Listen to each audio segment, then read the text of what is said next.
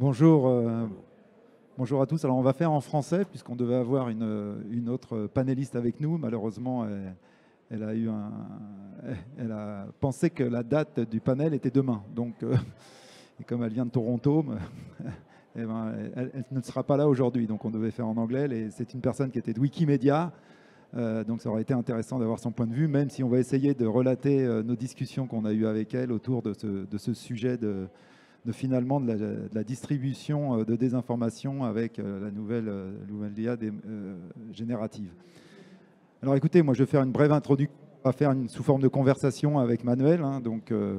Et l'idée en fait autour de ce panel, moi, dans l'éthique aussi et dans la transparence depuis longtemps, et dans l'IA bien entendu, dans l'intelligence artificielle, c'est de voir que la désinformation, c'est pas nouveau déjà pour commencer. C'est pas quelque chose qu'on va découvrir avec l'intelligence artificielle. C'est quelque chose qui existe depuis des centaines d'années. Même il y a toujours eu de la désinformation générée par les humains en fait manuellement pour faire circuler et pour influencer à la fois les foules et les masses.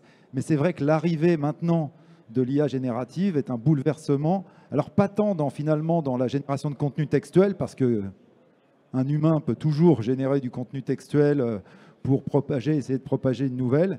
Mais c'est vrai que ce qui arrive aussi aujourd'hui, c'est tout ce qui est contenu de vidéos, d'images, où là, pour le compte, il va y avoir vraiment un bouleversement. Il y a déjà un bouleversement, puisqu'on est capable de générer des images aujourd'hui en IA, avec mon visage, probablement dans un endroit peut-être où je n'ai jamais été, même prétendant que j'y suis. Ça peut toucher des politiciens, ça touche des journalistes, ça peut toucher des artistes, et donc porter des préjudices énormes. Et effectivement, l'œil humain n'est pas capable de détecter le fait que l'image est fausse. Et c'est là alors, où on ira. Et donc tout ça, en fait, et ça vient, et je vais venir aux médias avec Manuel, mais c'est vrai qu'en gros, aujourd'hui, on a cette transformation que l'information est générée non plus par des humains, mais par des machines, et avec l'incapacité pour un humain en fait de déterminer si l'image est fausse ou pas. Et donc, si on se tourne après, et là je vais me tourner vers toi, Manuel, sur cette partie-là, c'est comment aujourd'hui tu as une expérience justement, et ça il a été présenté, Manuel a une expérience dans la blockchain qui est très intéressante, et ton expérience dans les médias aussi sur le contenu.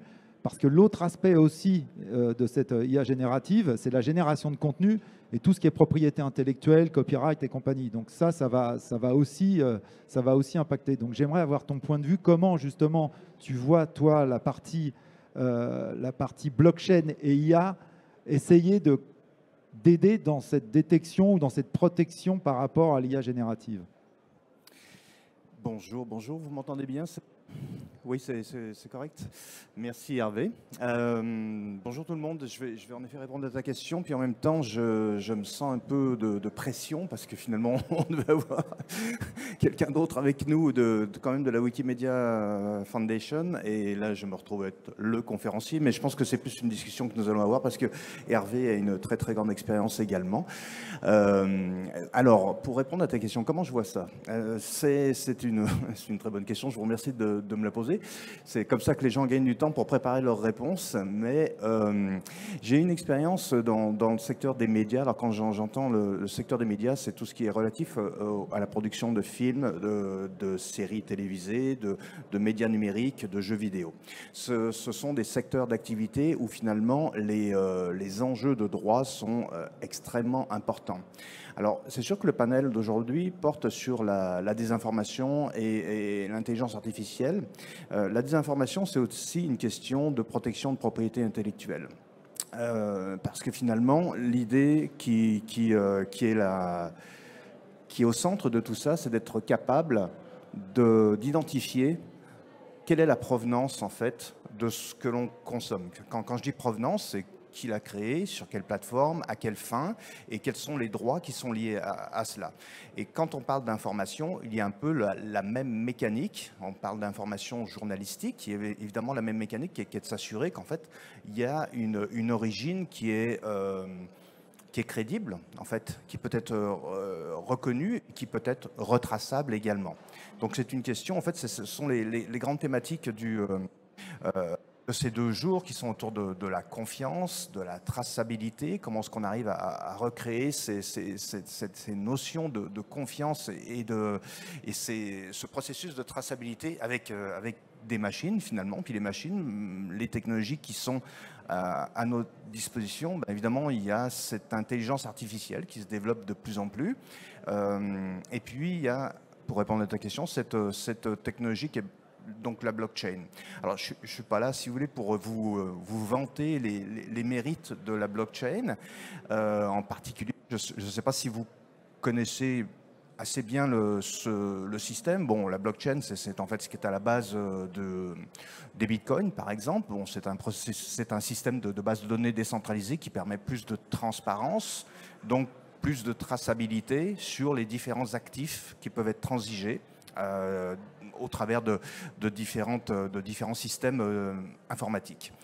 Je résume rapidement. Donc, le Bitcoin est une application d'affaires qui est purement monétaire, on va dire, mais il y a toutes sortes d'actifs qui peuvent être transigés, notamment, en fait, des droits qui sont relatifs à des productions médiatiques. Donc, par exemple, une musique, une photo, une vidéo, et puis, bien sûr, des contenus qui peuvent être journalistiques. Alors, la blockchain, en fait, comme je l'ai mentionné, plus de transparence due à la décentralisation de cette base de données. La décentralisation amène, disons, plus de points d'accès à l'information d'origine. Donc, c'est un petit peu ça pour vraiment résumer le concept de blockchain. Mais plus de transparence veut aussi dire plus donc de traçabilité des actifs. Puis aussi, la décentralisation amène le concept d'immutabilité des données. C'est-à-dire que l'information étant répliquée sur un réseau d'ordinateurs, donc qui partagent ou qui répliquent la base de données en question, immutabilité de la donnée, qui donc ne peut pas être modifiée une fois qu'elle a été enregistrée sur la blockchain. Et c'est là, je pense, qu'il peut y avoir une très très bonne combinaison entre la blockchain et la génération, disons, de contenu, notamment la génération... Je vous ai perdu. Non, je suis encore là. La génération facilitée par l'intelligence artificielle. Donc, cette connexion entre blockchain et intelligence artificielle devient probablement très intéressante, puisque finalement, on peut statuer sur l'origine d'un contenu et ensuite s'assurer peut-être qu'il n'a pas été généré par une intelligence artificielle ou si c'était par qui, par quel moyen et à quelle fin.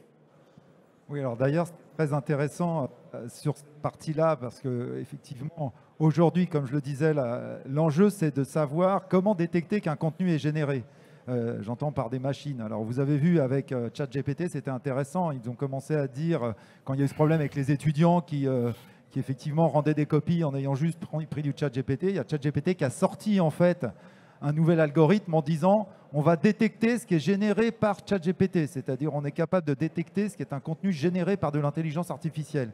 Et donc, on arrive aujourd'hui dans ces notions où c'est de l'intelligence artificielle qui va détecter que c'est un contenu généré par de l'intelligence artificielle. Et j'ai vu aussi récemment à ce sujet quelque chose sur une image, et là c'est pareil, une image dans laquelle il y avait de l'information, et il s'avère qu'il y avait un doute sur l'information. Et la seule façon, c'est ce que disait la personne, la seule façon en fait de détecter si c'était une image générée ou pas, c'était via des algorithmes d'intelligence artificielle. Donc on voit bien que l'IA, elle va être utilisée, c'est toujours la même chose, elle va être utilisée à la fois pour générer du contenu. Malheureusement, quand elle génère du contenu, l'œil humain, et nous en tant qu'humains, la validation est complexe. Quand c'est de l'information de type textuel, en fait, on peut toujours, sur de l'information de type textuel, essayer d'aller valider, de regarder des sources. Quand c'est de l'image ou de la vidéo, ça devient beaucoup plus compliqué. Et c'est là où l'intelligence artificielle, de l'autre côté, peut aider à dire c'est une image générée, c'est une image qui a été générée et qui n'est pas d'origine humaine ou photo. Donc aujourd'hui, effectivement, entre la combinaison, pour reprendre ton point, entre la blockchain qui va être capable de certifier l'authenticité d'un contenu, c'est-à-dire on va être capable de mettre une identité sur un contenu, une certification, et donc derrière, ce contenu ne pourra pas être modifié, ne pourra pas être altéré, qu'il soit généré par des humains ou qu'il soit généré par de l'intelligence artificielle, mais il aura été validé à minima. Donc entre ça et puis les IA qui vont pouvoir contrer potentiellement l'IA générative, on arrive à quelque chose effectivement qui permettrait de gérer en fait cette distribution de désinformation. Alors d'ailleurs, dans le titre du panel, il y a distribution de désinformation. Et c'est là où on change un peu de dimension parce qu'il y a à la fois la génération de contenu, Mais ce n'est pas parce qu'on génère du contenu qu'il est distribué. On voit bien qu'aujourd'hui, ce qui fait que le contenu est distribué, finalement, c'est la dissémination via les réseaux sociaux. Donc c'est ça la distribution, c'est la masse derrière qui va répliquer ce contenu et qui va lui donner de la crédibilité. Donc, et là, l'IA, aujourd'hui, elle n'en est pas encore à multiplier finalement les likes et les posts et tout. Mais par contre, elle peut commenter. Donc c'est là où on rentre dans des choses qui sont encore plus complexes. Elle peut commenter sur des posts. Donc vous pensez que c'est un humain qui commente. Non, ce n'est pas un humain, c'est une IA qui commente. Donc elle peut rajouter de l'information et donc derrière régénérer encore une fois une distribution de cette information par d'autres humains. Parce que c'est les humains qui vont toujours pour l'instant distribuer et pousser de l'information. Mais l'IA, par contre, elle va alimenter du contenu, qu'il soit vrai ou faux d'ailleurs. Donc ça, c'est un enjeu. Et d'ailleurs, et là, on va peut-être reprendre aussi par rapport à, malheureusement, Nasma qui devait être avec nous de Wikimedia.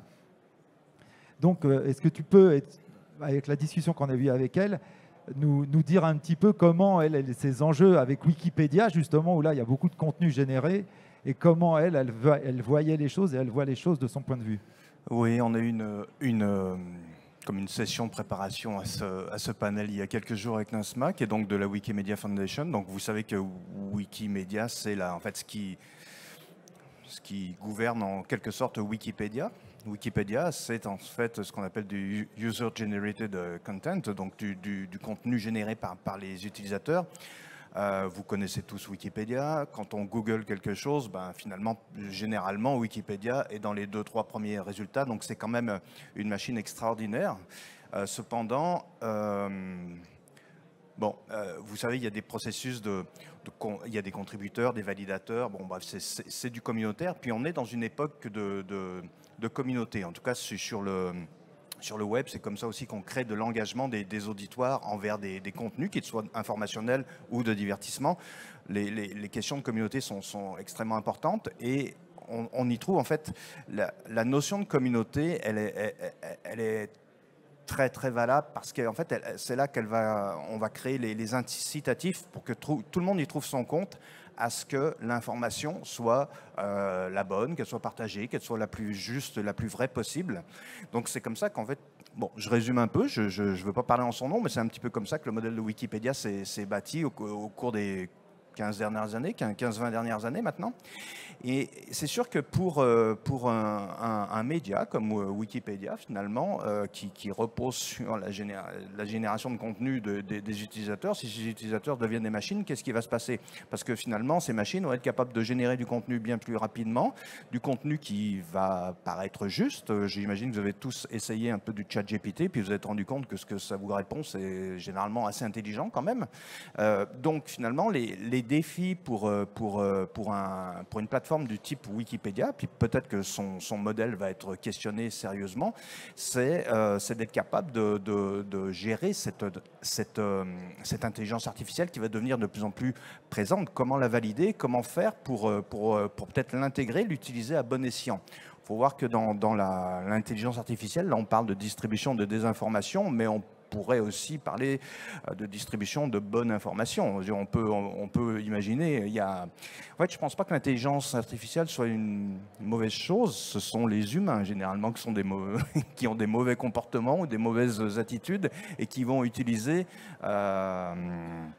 les technologies à disposition pour de bons objectifs ou à mauvais escient. Donc, Wikipédia va certainement faire face à des défis. L'intelligence artificielle devenant de plus en plus présente, je pense qu'ils n'auront pas le choix de trouver les systèmes pour intégrer en fait l'intelligence artificielle, puis faire en sorte que soit on soit capable d'identifier ce qui a été généré par une intelligence artificielle versus un contributeur humain, ou alors qu'il soit capable de la contrer, c'est-à-dire de l'identifier, puis de dire attention, cette intelligence, ce contenu a été généré par une intelligence. Je ne pourrais pas répondre à leur place, je ne suis pas pour eux, enfin je ne travaille pas pour eux, mais en tout cas, dans mon esprit, une chose est sûre, c'est que de plus en plus sur le web, on se rend compte que via les médias sociaux, tout le monde devient un peu créateur, producteur de contenu. Et c'est pour faire aussi un lien avec le secteur dans lequel je travaille, qui est le secteur du divertissement.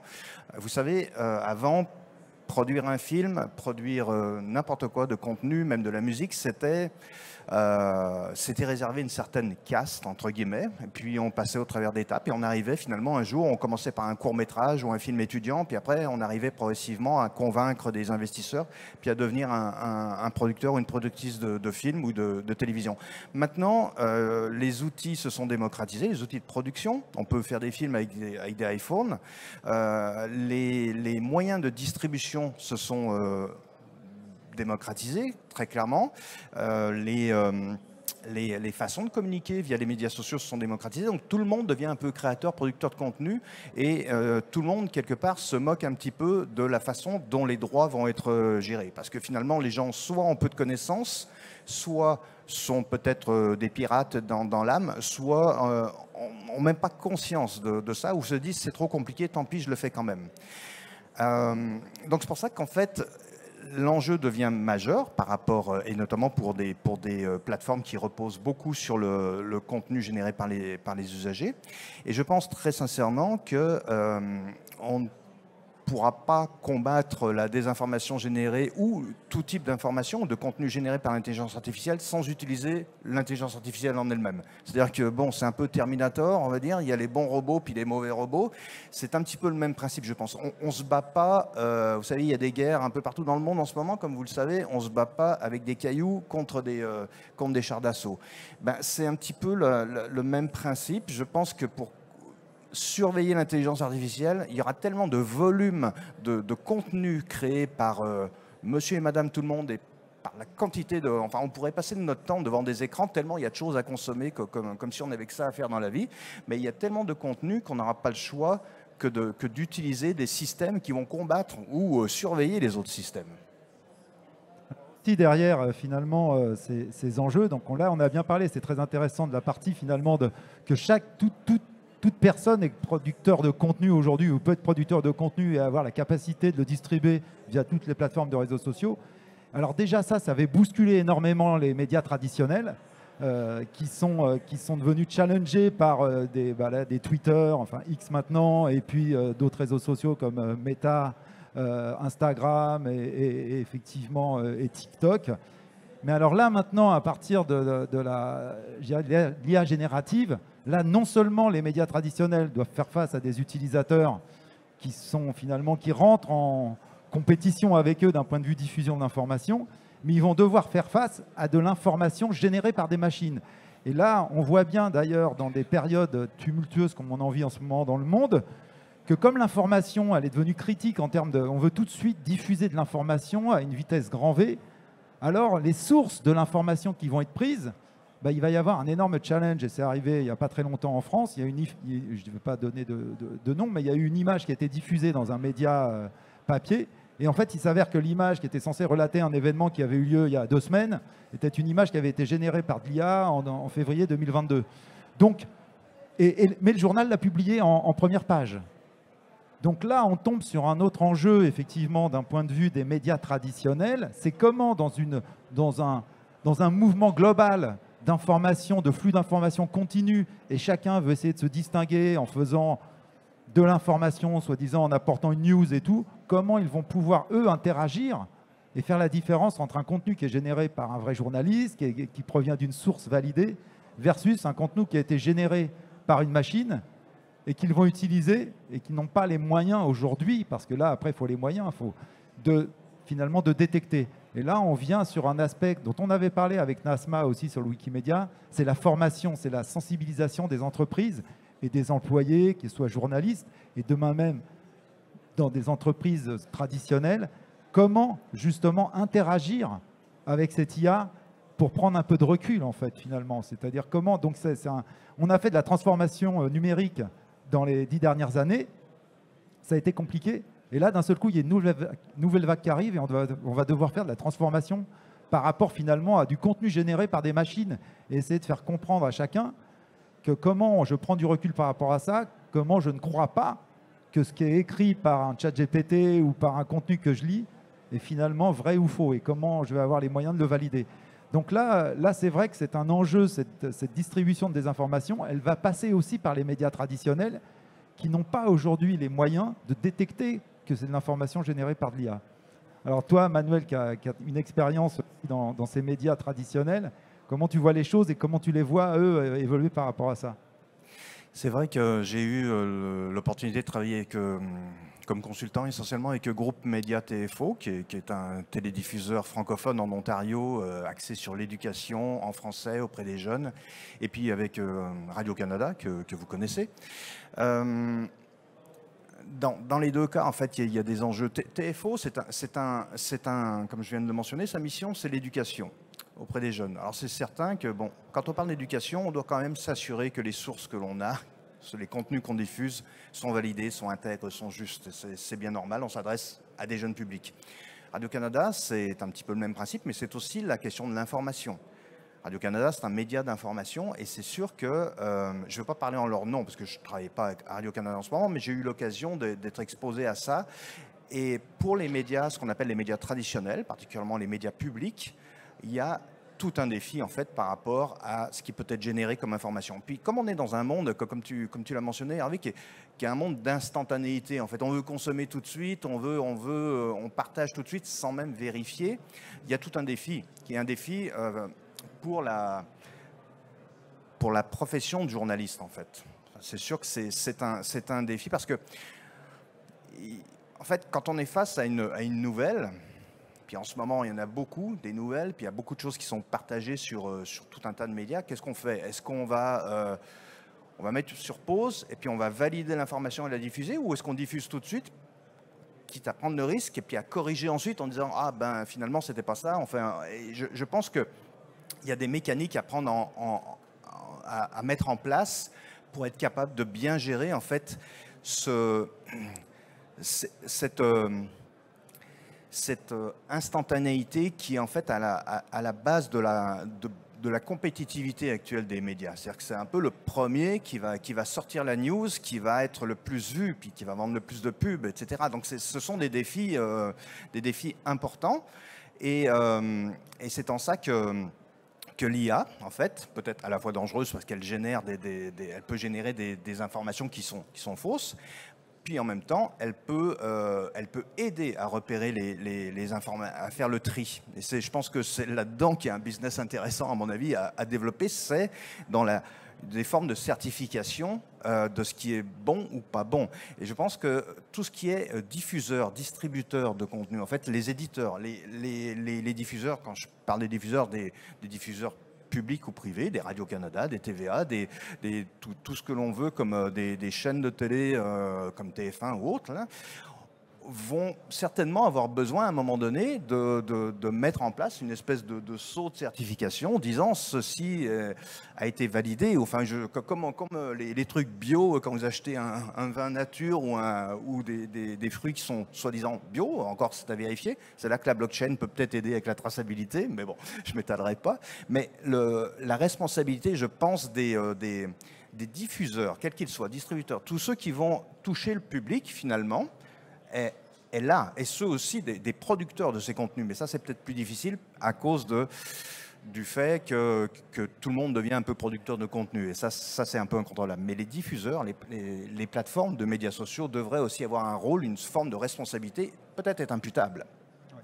Alors d'ailleurs, ça amène finalement au régulateur derrière. Parce que dans ce monde, effectivement, où l'information va être générée par des machines, et elle va être reprise à la fois par des individus, mais potentiellement par des médias, le régulateur a un rôle à jouer finalement dans essayer finalement de contrôler et de faire en sorte que, encore une fois, comme tu le dis, de responsabiliser les émetteurs de contenu. Et donc, en Europe, vous le savez, il y a le DSA, et là, il y a aussi l'AI Act qui arrive. Alors, même s'il a commencé à être drafté, enfin écrit, avant même que l'IA générative arrive, il y a quand même des points dedans qui sont intéressants sur le fait que dans l'AI Act, il va y avoir des articles où vous allez avoir la responsabilité de taguer votre contenu et d'avoir la responsabilité d'avoir vérifié en fait sa validité. Et ça, c'est quand même important. Parce que si jamais vous êtes demain, vous allez diffuser une information en tant que média ou voire potentiellement organisation qui s'avérera fausse, vous pourrez encourir des risques finalement à la fois financiers ou autres. Donc ça va encore une fois pousser chacun à prendre un peu de recul par rapport à l'information qu'il va diffuser pour essayer de la certifier. Premier point de ce que tu as dit. On parle aussi des technologies aussi de tagging, de mettre finalement dans l'information un pixel, comme on appelle ça, qui va permettre d'identifier la source de l'information, on revient aussi à la blockchain, et de certifier que cette information, elle vient bien de tel endroit, elle a été validée, ça serait une manière de la certifier. Et donc, on pourra faire la distinction entre des contenus qui ne le sont pas, qui n'ont pas ce pixel, et des contenus qui sont pixelisés. Et ça commence à arriver sur les plateformes où il y a ces notions d'information à côté d'un contenu qui vont vous informer si on a la certitude, en gros, que le contenu il est valide, ou si au contraire, on n'est pas sûr. Donc on commence à voir ça arriver sur les réseaux sociaux, et ça, c'est poussé par la régulation et le DSA, et puis demain les AI Act, qui poussent les plateformes à prendre une position et à être certaines que ce qu'ils sont en train de diffuser par rapport à leurs utilisateurs est un contenu effectivement vérifié et validé, et qu'elle ne soit pas complice finalement de pousser de la désinformation et après que la distribution se fasse via effectivement les forwards et les replies. Donc c'est vrai que cet enjeu de la régulation, il va être très important. Donc l'Europe s'y met, mais il y a beaucoup de pays aujourd'hui qui vont devoir vraiment regarder cette composante, parce qu'effectivement, encore une fois, la technologie va toujours plus vite que les régulateurs. Et donc, il va falloir mettre en place des mécanismes, certification, validation et responsabilisation des éditeurs et des fournisseurs de contenu. Complètement, parce que en fait, tout ce qui touche en fait à la production médiatique est sujet à la régulation. En fait, il y a de différentes façons, en Europe beaucoup, puis ici aussi avec le CRTC par exemple. Puis en ce moment, il y a une loi, bon, il y a différentes lois qui se mettent en place, mais il y a aussi ce qu'on appelle la loi C11 au niveau fédéral, qui est la loi qui vise comment dire, à pousser les plateformes numériques majeures de type Netflix à soutenir le financement du contenu canadien. C'est-à-dire le financement de ce que vous voyez à l'écran, là, qui est très challengé, entre guillemets, sans entrer trop dans le détail des mécanismes ici, mais il y a des enjeux très forts en fait, de capacité de financer du contenu au Canada, en raison de l'évolution, de la transformation numérique et de l'entrée, en fait, de l'arrivée ou de l'omniprésence de plateformes numériques majeures. Donc la loi C11 vise en fait à pousser ces plateformes numériques majeures à contribuer au contenu, à la production du contenu. Ce qui amène aussi en fait à des éléments, en fait, vous savez, on finance du contenu au Canada sur la base du fait que du contenu est reconnu comme étant canadien. On peut reconnaître du contenu comme étant canadien si on a des équipes de production, des acteurs, des actrices, des sujets qui sont canadiens. Là, si on commence à ouvrir ça, avant c'était dans un système assez simple de télédiffuseurs, diffusion au Canada, c'était assez simple de reconnaître le contenu canadien. Là, ça va devenir de plus en plus complexe. Mais cette définition du contenu canadien, elle va être basée sur différents facteurs qui sont un peu à définir, je vous dirais. Puis là, je suis pas dans le secret des dieux. Je pense que ça va amener beaucoup de discussions. Mais là aussi, il va y avoir une nécessité d'authentification. Et à savoir, qu'est-ce qui est réellement canadien, qu'est-ce qui a été effectivement généré par des contributeurs, des scénaristes, des créateurs canadiens versus une IA qui a pu être développée dans un tout autre pays. Donc je pense que là, il va y avoir des défis sérieux. Personnellement, je travaille sur un projet en ce moment qui vise, dans le secteur médiatique, on a ce qu'on appelle, comme dans d'autres secteurs d'activité, comme l'immobilier par exemple, on a ce qu'on appelle les chaînes de titres, c'est-à-dire les chaînes de droit. Donc comment est-ce que finalement, vous avez un film qui est basé sur une histoire, des fois une adaptation d'un livre, et puis il y a des musiques, et puis il y a ceci, puis il y a cela, et finalement, il y a tout un tas de contrats. Il peut y avoir quelques dizaines de contrats, comme des centaines de contrats, surtout si vous faites un film qui est basé sur un livre qui date d'il y a longtemps, supposons, puis il y a différents types d'adaptations. Puis comme maintenant, en fait, on consomme du contenu médiatique sur tout un tas de plateformes, en fait, on consomme le contenu. On ne consomme pas un film, on va consommer un contenu. Star Wars est un excellent exemple. En fait, Star Wars a été dérivé en plein de sous-produits, on va dire. Et tout ça, en fait, qu'est-ce qui tient que ça fonctionne? C'est en fait la chaîne de titres, la chaîne de droit, s'assurer que tout est cohérent.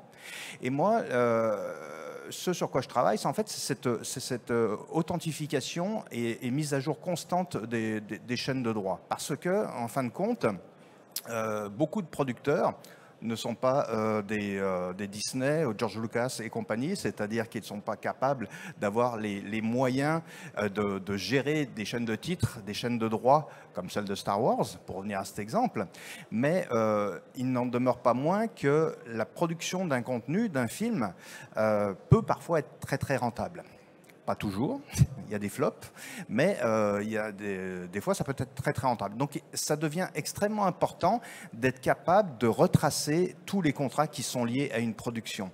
L'intelligence artificielle, justement, vous savez, récemment, on a eu des grèves d'acteurs et de scénaristes aux États-Unis, certainement justifiées, dû aussi à une crainte. Bon, il y a des questions contractuelles, monétaires, ça c'est certain, mais il y a aussi cette crainte d'être remplacé, du moins pour les scénaristes, même pour les acteurs, par de l'intelligence artificielle.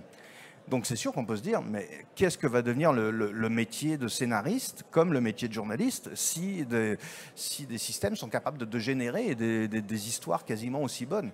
Il faut voir aussi quand même que l'histoire, elle part de l'humain et le système va peut-être l'améliorer et ensuite cette histoire va être revalidée par un humain. Du moins, c'est comme ça que ça fonctionne pour l'instant.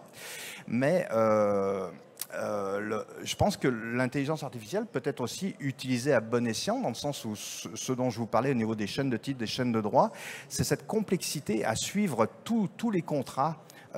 Et ça coûte énormément cher en termes de frais d'avocat. Donc l'idée est vraiment d'avoir un assistant juridique qui va passer au travers, au crible, en fait, tous les contrats et s'assurer qu'il n'y ait pas de conflit, en fait, parce que si vous voulez vendre un film, mais que les droits sur la musique ne sont plus valides, comment est-ce que vous faites? Vous ne pouvez pas vendre le film, donc il faut renégocier les droits, ça devient compliqué. Donc finalement, avoir un système qui va vous sortir, en fait, l'information pertinente au bon moment, de manière à ce que vous puissiez exploiter en fait votre production de film ou en faire un produit dérivé, un jeu vidéo ou autre. Tout ça, ça vise vraiment à utiliser l'IA pour une bonne chose, je pense. En tout cas, pour faciliter le travail et amener à des économies de coûts. Donc, il y a quand même des questions de productivité. Et justement, on n'est pas juste dans la distribution de la désinformation, mais on est peut-être dans un système qui peut amener un meilleur contrôle, en fait, justement, de cette information, de ce contenu, de cette information, une meilleure exploitation, une meilleure rentabilité des entreprises aussi qui produisent ce contenu. Très bien. Est-ce que vous avez des questions ou des points particuliers? Non? J'ajouterais en fait un point dont je voulais parler rapidement. Ça peut peut-être vous amener des questions. C'est, je pense que en matière de production de contenu journalistique ou de divertissement, un des grands enjeux, c'est le contenu audio. C'est-à-dire que, bon, déjà, il y a de la musique qui peut être produite par l'intelligence artificielle, puis il y a des reprises de chansons, enfin, il y a des artistes qui sont carrément imités par des intelligences artificielles. Récemment, il y a eu un problème avec je ne sais plus qui, là, mais aussi, je pense, moi, j'ai eu l'occasion à Radio-Canada, notamment, de travailler beaucoup sur tout ce qui est balado, donc les podcasts. Et vous savez, quand vous faites des images, des vidéos générées par l'intelligence artificielle, je pense que vous en avez vu, bon, il y a des problèmes avec les mains, parce que les mains, c'est très compliqué à recréer, en fait, parce qu'il y a des notions de 3D, puis souvent, les personnages se retrouvent avec 6 ou 7 doigts, où ils ont les mains toutes tordues. Donc là, on peut reconnaître, pour l'instant, en tout cas, assez facilement, que ça a été généré par l'intelligence artificielle. Pour ce qui est de la voix, et là, en fait, on se rend compte que des pseudo-interviews radio de telle ou telle personne peuvent être créées avec de l'intelligence artificielle comme ça, dans différentes langues en plus. Et ça, je pense que en termes de désinformation, ça c'est un enjeu assez majeur parce que je pense que ça ne peut pas être reconnu. Non, la voix va être un gros enjeu et surtout l'imitation de la voix parce qu'on peut lancer un appel et tout. Ça concerne à la fois la diffusion de quelqu'un, mais aussi la conversation. Et en plus, derrière, l'enregistrement et la production finalement d'un contenu pour apporter des preuves en disant telle personne a dit ça, alors qu'en fait, il ne l'a jamais dit, mais on utilise sa voix. Parce que ça a été utilisé jusqu'à maintenant. La voix, on a tous une voix unique. On a tous une signature de voix unique. Et ça, c'est important à savoir. Ça, c'est quelque chose qui est unique au monde d'ailleurs. Chaque individu a une signature unique de voix. Néanmoins, l'intelligence artificielle, pour détecter que ce n'est pas ma voix, mais une voix qui m'imite et tout, il va y avoir encore une fois des challenges et des enjeux de détection finalement potentiels en temps réel que finalement la personne que je suis en train d'écouter n'est pas celle que je crois, mais une intelligence artificielle. Et là, il faudra demain qu'il y ait des systèmes en temps réel qui soient capables d'alerter les utilisateurs, qui ce soient des consommateurs de radio ou d'informations, qui écoutent quelque chose, un podcast, et même des conversations privées, de dire que je n'ai pas affaire à une intelligence artificielle. Donc, et ça va être un enjeu majeur parce qu'effectivement, aujourd'hui, on n'est pas en capacité de reconnaître. Hein. Ils font des choses incroyables. Moi, j'ai vu des plateformes de logiciels qui aujourd'hui vous proposent d'intégrer dans votre, on va dire, dans votre support client, pour ceux qui ont des services de support client, des voix. Et là, vous avez un panel de voix, mais c'est un catalogue en fait. Et vous avez un catalogue qui représente le monde entier. C'est-à-dire vous avez des milliers et des milliers de types de voix, d'accents et autres qui vont répondre, dépendant justement de vous faites le support dans tel pays, vous faites le support dans telle culture. Et bien, tout ça, ça va être géré et ils vont générer de l'intelligence artificielle qui va faire comme si, c'est le cas de le dire, vous y étiez. Et vous parliez bien à quelqu'un qui est derrière avec un téléphone en train de vous répondre à votre question. Et bien non, c'est une intelligence artificielle et la voix a été entièrement générée par une machine et en temps réel. Donc ça, il va y avoir, moi c'est pour ça que je mentionnais au début, il va y avoir des gros enjeux beaucoup plus pour moi dans la voix et l'image et la vidéo que dans le contenu lui-même textuel. Je pense que là, on rentre dans un monde où effectivement la voix et la vidéo et l'image, ça va bouleverser tout ce qu'on peut appréhender en tant qu'information. Voilà, sur ce, je pense qu'on a... Je voulais juste peut-être encore de nouveau ajouter un point, si on a 2 minutes. En fait, on parle beaucoup de confiance. Ici, en fait, je pense que le thème principal, c'est la confiance et l'humain, en fait. Puis là, on parle de machine. Alors, j'ai lu récemment qu'il y avait 3 façons, en fait, de comment est-ce qu'on a confiance en quelqu'un. La première des choses, c'est la perception de la compétence, en fait. On a l'impression que soit cette personne, soit cette organisation est compétente. Ensuite, c'est l'intégrité. C'est le sentiment que la personne ou l'organisation va traiter de manière juste et équitable et va agir de façon totalement intègre par rapport à une diffusion de contenu, une distribution d'informations par exemple, ou à toute autre chose. Si vous achetez une maison, vous espérez que l'agent immobilier est intègre. Puis la troisième des choses, c'est plus tout ce qui est relatif à la bienveillance ou à l'empathie, ou du moins la capacité de se mettre à la place de l'autre. En fait, c'est grosso modo 3 éléments donc compétence, intégrité, bienveillance, qui font qu'on va avoir confiance dans les gens ou dans une entreprise. Pourquoi est-ce qu'on écoute peut-être plus disons, un diffuseur public, Radio-Canada ou France 2, je ne sais pas trop, comparativement à peut-être une chaîne privée qui est peut-être gouvernée par des intérêts économiques, puis bon, il peut y avoir des enjeux derrière ça, parce qu'on a un peu ce sentiment-là, en fait, bienveillance, en fait, on contribue au financement de cette organisation, par nos impôts, l'intégrité, parce qu'on suppose que les gens sont intègres et justes, et puis qu'ils sont neutres dans leurs observations et objectifs, puis aussi parce qu'on suppose qu'ils ont des compétences. Alors maintenant, je pense que le grand défi, c'est comment est-ce on va être capable de transposer ça dans des machines, finalement. C'est vraiment dans des systèmes d'intelligence artificielle, comment est-ce qu'on va être capable de recréer ces 3 éléments-là. La bienveillance, je ne suis pas sûr, vraiment pas, mais au moins l'intégrité et la compétence, oui. Ça dépendra, bien entendu, des gens qui vont développer. Ça ne se développe pas tout seul, une intelligence artificielle, puisque c'est artificiel. Mais c'est ça aussi l'élément fondamental, c'est qui est derrière tout ça, qui bâtit tout ça. Certification, régulation, c'est sûr qu'il va y avoir besoin de réglementation quelque part, de contrôle. Et je pense aussi un besoin de ce qu'on appelle la littératie numérique. Vous savez, la littératie numérique, c'est cette capacité pour les individus à comprendre le numérique, en fait. Maintenant, on est capable de faire des transactions en ligne depuis longtemps, des choses comme ça. Ben, c'est un petit peu ça, c'est d'être capable, en fait, que les gens soient éduqués, formés. Puis avec NASMA, on en parlait, avec le NASMA de Wikipédia. C'est cette capacité à être suffisamment éduqué et à bien comprendre le monde dans lequel on va se retrouver maintenant, finalement. Écoutez, merci à vous de nous avoir écoutés. Et puis excellente journée et excellente conférence du FIC, d'Incyber. Merci.